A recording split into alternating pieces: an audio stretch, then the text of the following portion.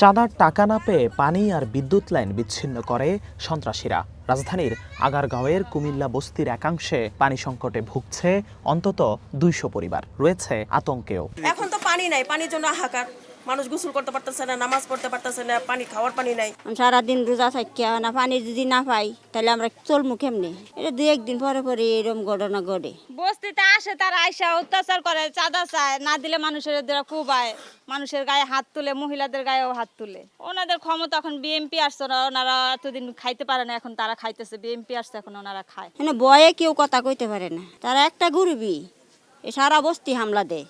অভিযোগ, ব্যাটারি চালিত অটোরিকশা ব্যবসায়ী বেবি বেগমের কাছে 2 লাখ টাকা চাঁদা দাবি করে বিএনপি সমর্থক আলামিনের নেতৃত্বে স্থানীয় চাঁদাবাজ চক্র। মারধর, বসতঘরে হামলা আর ভয় ভীতিও দেখায় তারা। চাঁদা না পেয়ে প্রাণনাশের হুমকি দিয়েছে বলেও জানান ভুক্তভোগী নারী। আর কইয়া গেছে 2 লাখ টাকা চাঁদা না দিলে আমার রিস্কার গ্যারেজ, আমার রিস্কা উড়াই নিব গা। 6টা রিস্কা কিনছি আমি। তারপর আমার এনতে গর্তে ব্যাগ লইয়া গেছে গা। এই যে আমার কলসি মলসি ভাঙচুর করছে, এই যে মোড়া ভাঙছে, কলসি ভাঙছে, বাতিল ভাঙছে। আমি পিঠা বিক্রি করে আমার সংসার চালাইছি। আমি অস্ত অস্ত একটা ঘর উঠাইছি। আমার হারা কালকে আমার কুপাইতেছে আমি 2 লাখ টাকা চাঁদা দেই না দেখিয়া। আবার কয় আমার ফুলার নামে, আমার নামে মিছা মামলা দিব আমার ফুতাইতে। ওই বিএমপি করে, ওর নেতাও বলে অনেক অনেক কঠিন। আলামিনের অত্যাচারে টিকতে পারতেছে না। আমার পেশার এদিন 180 আমার আইয়া দইরা বইছে। ভুক্তভোগীর দাবি, থানায় অভিযোগ করতেও বাধা দিচ্ছে আলামিন আর তার সহযোগীরা। এমনকি বস্তির আশেপাশে ঘোরাঘুরি আর নজরদারিও করছে প্রতিনিয়ত। পুলিশে কালকে আইছিল, 349 ফোন দিছি, ভাঙচুর করার পরে আইছে। আইয়া সাইরা কইছে আপনারা থানায় যাই একটা অভিযোগ দেন।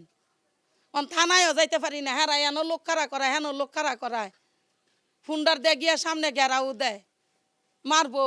আমি যাইতাম লইছি, আমার মাইয়ারা বলে উড়াইয়া নিব গা, আমার মাইয়ারা বলে আমার সামনে দর্শন করবো, এইটি কইছে। আলামিনে কয় আমার পকেটের ভিতরে লাই ওসি রে আর ডিসি রে। এদিকে চাঁদাবাজদের বিরুদ্ধে সাঁড়াশি অভিযান আর অভিযোগ পেলেই ব্যবস্থা নেয়ার কথা জানান পুলিশের এই কর্মকর্তা। আমাদের মনিটরিং সিস্টেমটা বাড়িয়েছি আমরা। আমাদের যে জুরিডিকশনে যে এলাকাগুলো রয়েছে সেই এলাকাগুলোতে আমাদের পুলিশের নজরদারি আমরা বাড়িয়েছি। তো কোথাও যদি এরকম ঘটনা থাকে এবং তাৎক্ষণিক যদি কোনো ভুক্তভোগী আমাদের কাছে কমপ্লেন করে, তাৎক্ষণিক আমরা তাকে আইনগত ব্যবস্থা নিয়ে সহায়তা। জিহাদুল ইসলাম, ওয়ান নিউজ, ঢাকা।